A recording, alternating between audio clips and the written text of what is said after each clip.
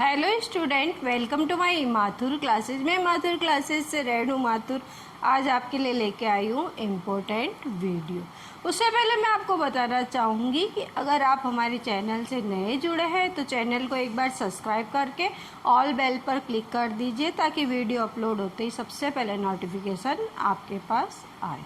Mathur classes एक ऐसा channel है जिसका फेसबुक पे भी पेज है, इंस्टाग्राम पर भी है, टेलीग्राम पर भी और यूट्यूब पे भी है। वीडियो के डिस्क्रिप्शन बॉक्स में इनकी लिंक दी हुई है, आप ग्रुप को ज्वाइन कर सकते हैं।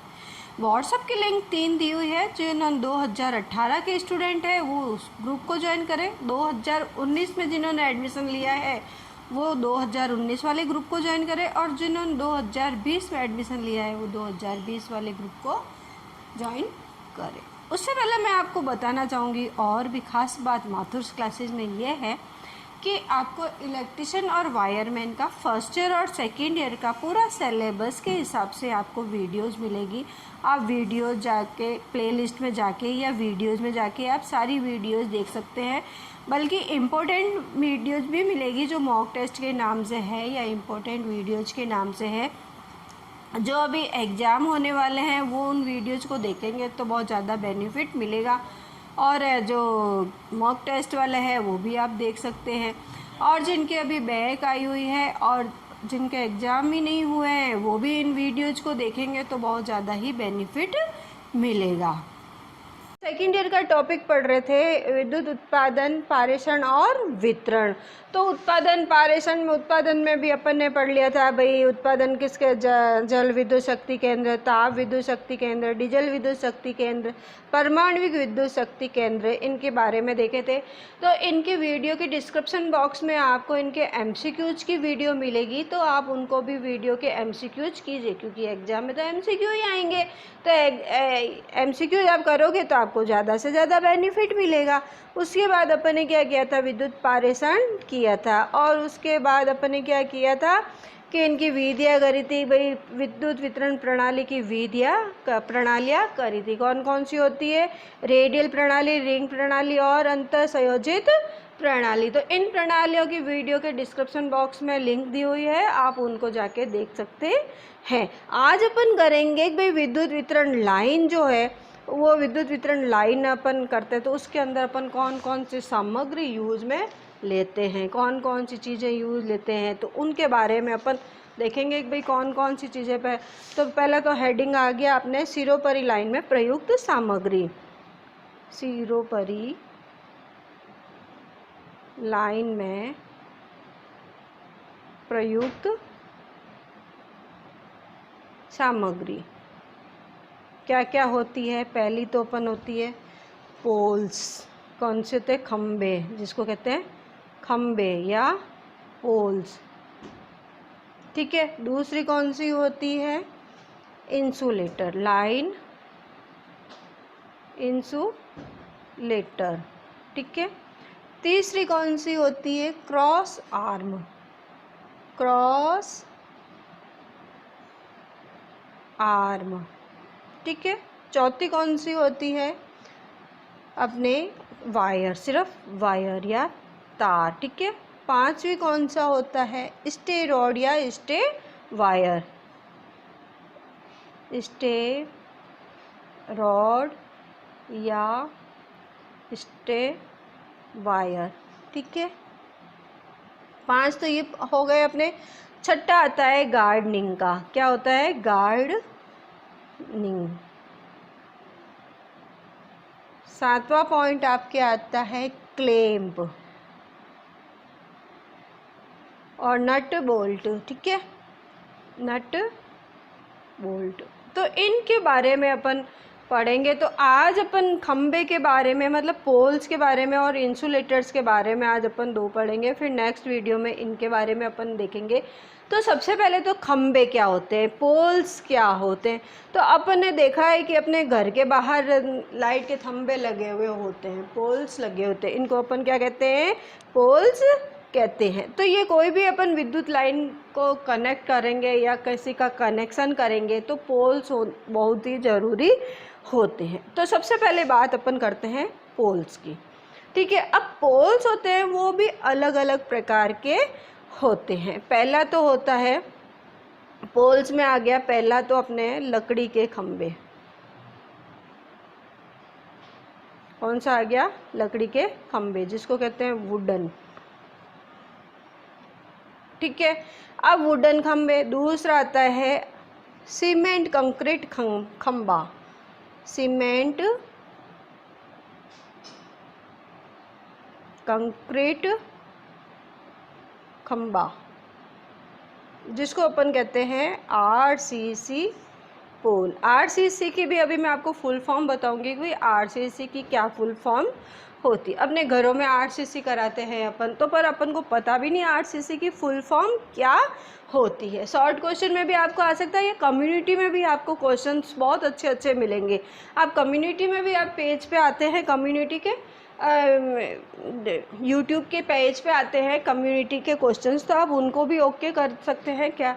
तो आप कल आपके कम्युनिटी में आ जाएगा आरसीसी की पोल की फुल फॉर्म क्या होती है। तो अपन को बताना है कि आरसीसी पोल की फुल फॉर्म क्या होती है।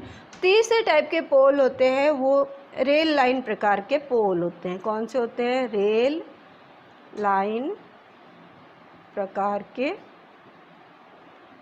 का खंबा। ठीक है, जिसको कहते हैं रेल लाइन टाइप। वही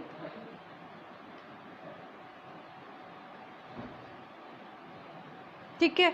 चौथा प्रकार का खंबा होता है, वो होता है ट्यूबलर। कौन सा होता है?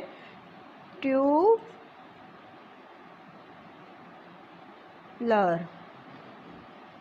खंबा। ठीक है, ट्यूबलर, जिसको इंग्लिश में भी कहते हैं ट्यूब, BULAR। ठीक है। पांचवा प्रकार का जो होता है वो होता है टावर। कौन सा होता है? टावर। ठीक है। तो 5 प्रकार के ये खंबे होते हैं, यानी कि पोल्स होते हैं। सबसे पहले लकड़ी का पोल, दूसरा होता है आरसीसी पोल, तीसरा होता है रेल लाइन पोल, और चौथा होता है ट्यूबलर पोल, और पांचवा होता है टावर पोल। तो अपने क्या है, सबसे पहले अपन देखते हैं कि भाई लकड़ी के खंबे। अब इनमें जो होते हैं खंबे, कि इसके दो खंभों के बीच में कितनी डिस्टेंस होती है, इस खंबे का कहाँ पे प्रयोग किया जाता है, तो इस टाइप से अपन को क्वेश्चन में आता है। ज़्यादातर इनमें से क्वेश्चन यही आता है कि दो पोल्स के बीच की दूरी कितनी होती है, या इनको कितने केवी वाले में काम में लेते हैं। तो सबसे पहले अपन देखते हैं कि भाई कौन से पोल लकड़ी के खंबे देखते हैं। सबसे पहले देखते हैं लकड़ी के खंबे। ये बात देखते हैं पहला, लकड़ी के खंबे।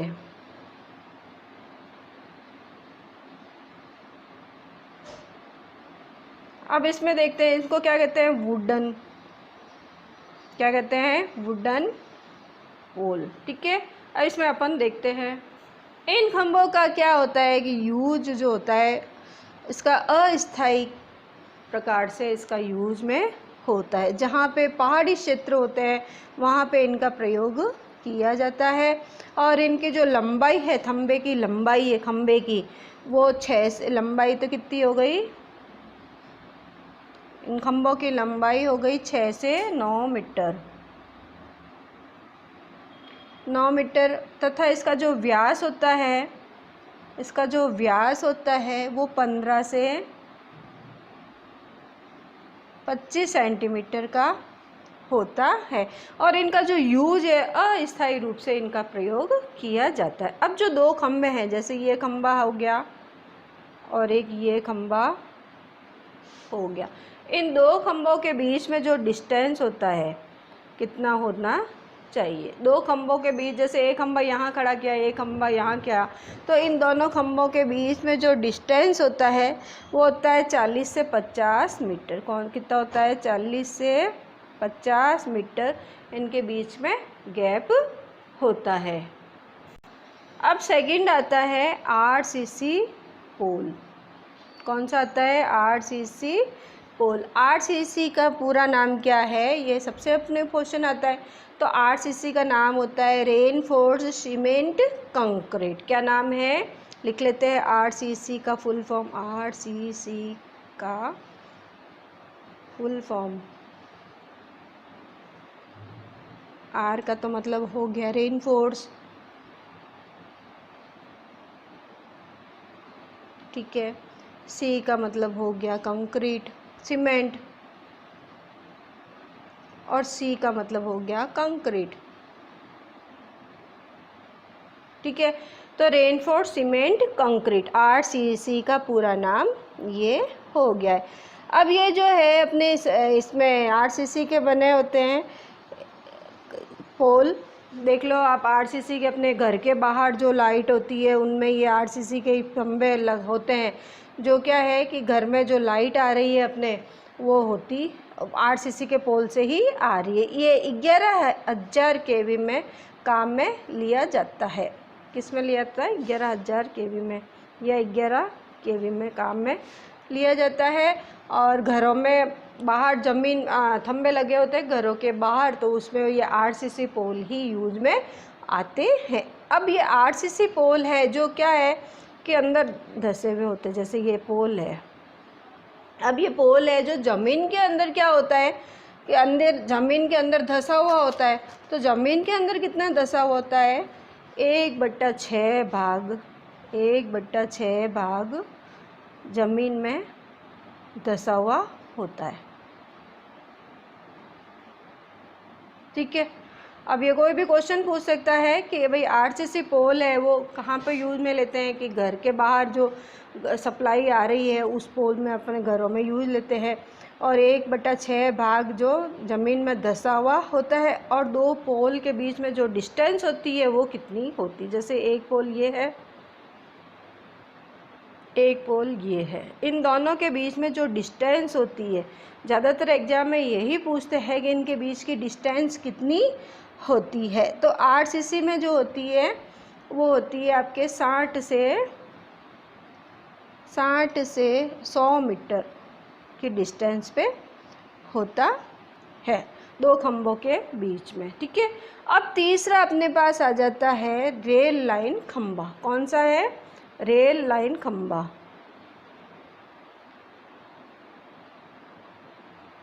रेल लाइन खंभा होता है जो क्या होता है कि I सेक्शन में बना हुआ होता है, और ये वज़न में बहुत भारी होता है। इसका जो भार होता है वो 20 से 45 किलोग्राम प्रति मीटर तक होता है।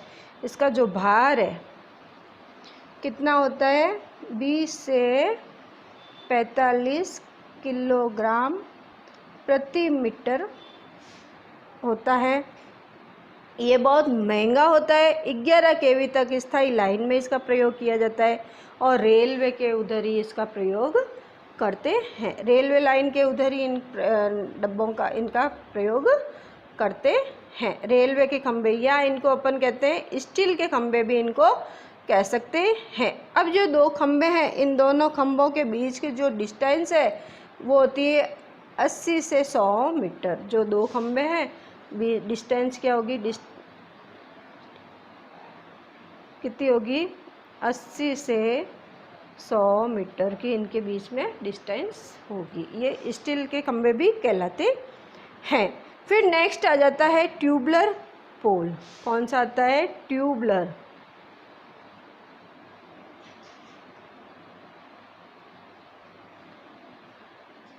ट्यूबलर पोल।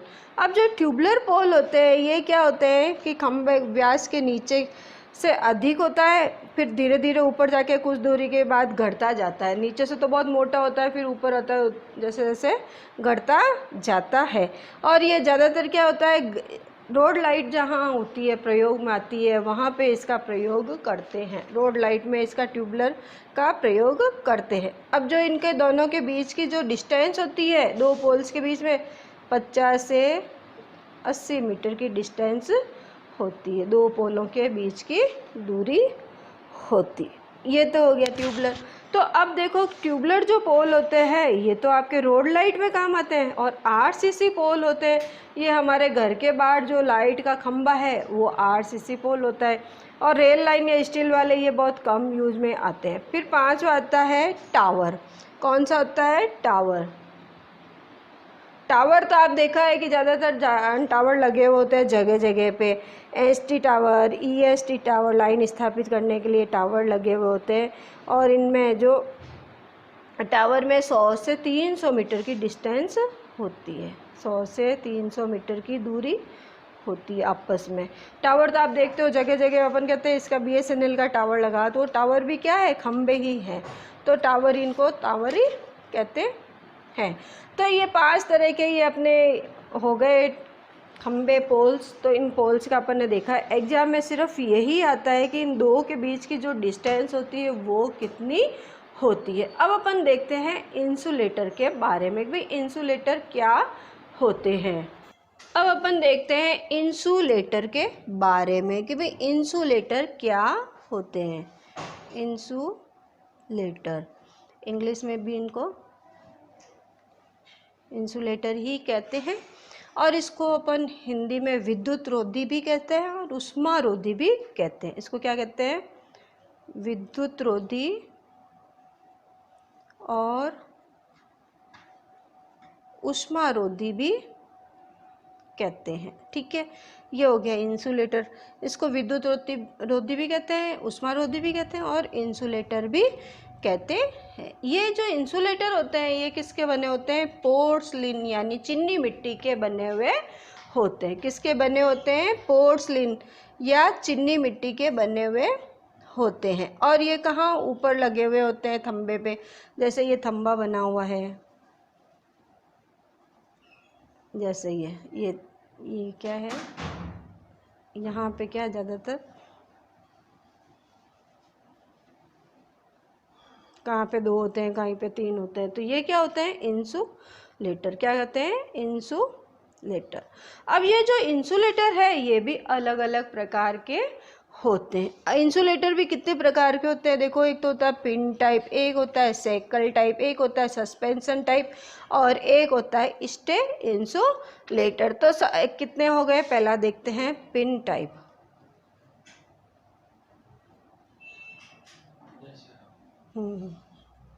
दूसरा होता है सेकल,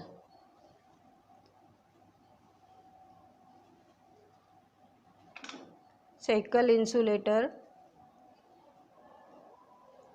तीसरा होता है आपके सस्पेंशन।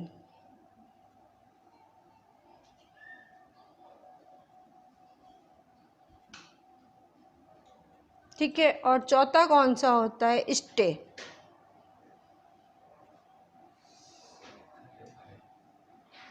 चार तरह के इंसुलेटर होते हैं। आप देखो कि अपने घर के बाहर आप जाके देखना, घर के बाहर जो थंबा लगा हुआ है वहाँ पे थंबे के ऊपर यहाँ पे इंसुलेटर्स लगे हुए होते हैं। वो अलग अलग टाइप के इंसुलेटर अलग अलग जगह अपन यूज में लेते। तो पहले अपन देखते हैं पिन इंसुलेटर के बारे में कि भाई पिन इंसुलेटर कहाँ यूज में आता है। ये जो इंसुलेटर होते हैं डबल और ट्रिपल शेड वाले होते हैं। इनका प्रयोग जो सीधी लाइन में किया जाता है, डबल रोड वाले इंसुलेटर 650 वोल्ट की लाइन में तथा ट्रिपल वाले 650 से अधिक वोल्टेज वाली लाइन में इनका प्रयोग करते हैं।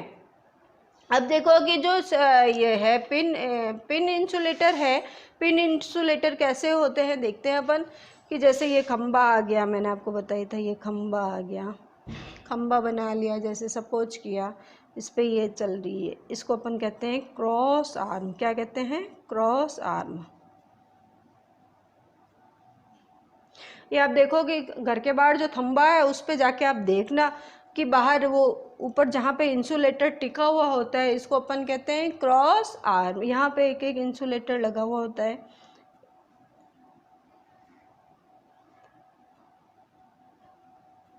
इसमें एक एक पिन होती है, ये पिन टाइप इंसुलेटर कहलाता है।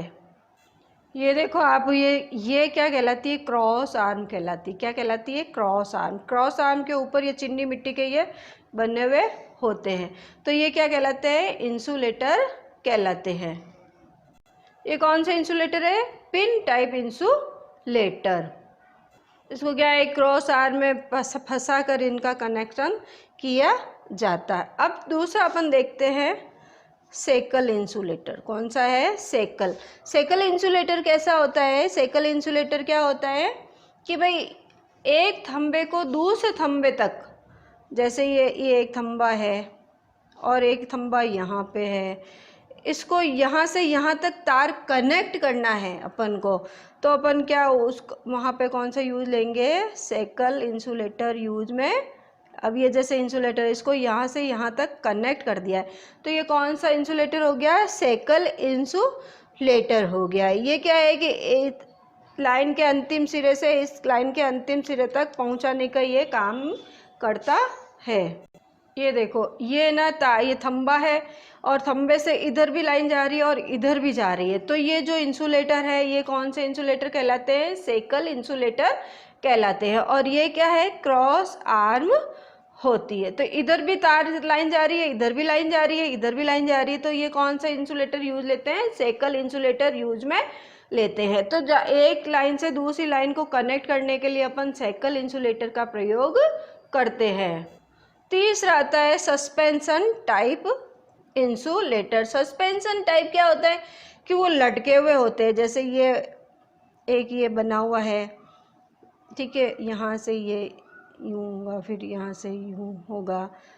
ये आप देखो कि लटके हुए जो इंसुलेटर्स होते हैं वो सस्पेंशन टाइप इंसुलेटर कहलाते हैं। और ये क्या होता है, हाई वोल्टेज के लिए इनका प्रयोग किया जाता है। क्या किया जाता है, हाई वोल्टेज के लिए इनका प्रयोग किया जाता है सस्पेंशन टाइप का। और इनको क्या है कि लिंक टाइप भी इंसुलेटर भी कहते हैं। इन इंसुलेटर को क्या कहते हैं, लिंक टाइप।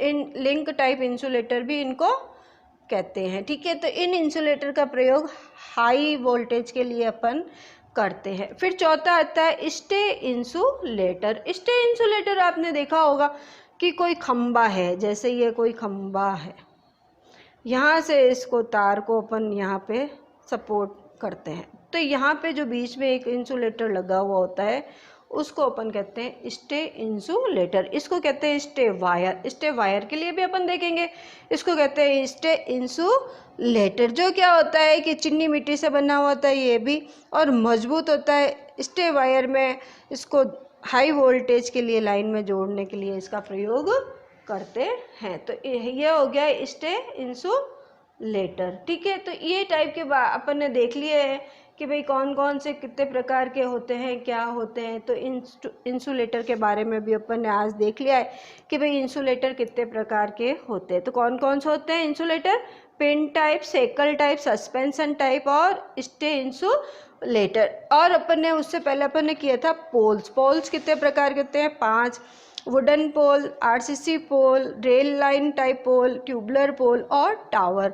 तो आज अपन ने इनके बारे में देखा है। नेक्स्ट वीडियो में मिलेंगे नेक्स्ट टॉपिक के साथ में। उससे पहले मैं आपको यही कहूँगी, अगर आपने चैनल को सब्सक्राइब नहीं किया है तो एक बार सब्सक्राइब करके ऑल बेल पर क्लिक कर दीजिए, ताकि वीडियो अपलोड होते ही सबसे पहले नोटिफिकेशन आपके पास आए। वीडियो के डिस्क्रिप्शन बॉक्स में व्हाट्सएप की लिंक है, आप ग्रुप को ज्वाइन कर सकते हैं।